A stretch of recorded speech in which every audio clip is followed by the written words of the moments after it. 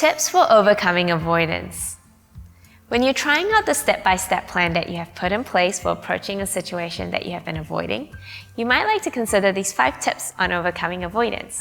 Number 1, it's important to ensure you are taking these steps regularly for this tool to work, rather than doing it only once and then trying again weeks later.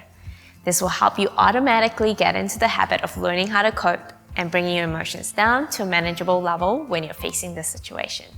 Number 2, it can be helpful to rehearse each step before you do it. This might mean writing down what you want to say, practicing in front of a mirror, or practicing with someone you trust. Number 3, it's important to learn how to confront your worries fully. Don't use tactics such as drinking alcohol or wearing sunglasses, as these are still forms of avoidance.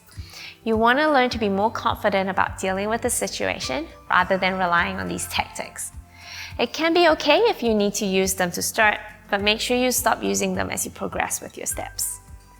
Number 4, have a backup plan.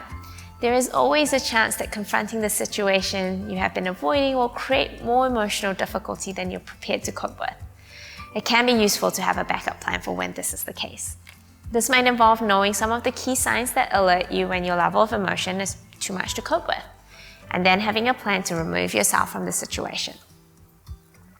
Number 5, it's important not to give up if you struggle with a step.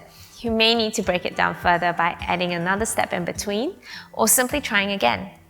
It's useful to also think about what self-care and support you're going to put in place after you have challenged yourself to confront this situation.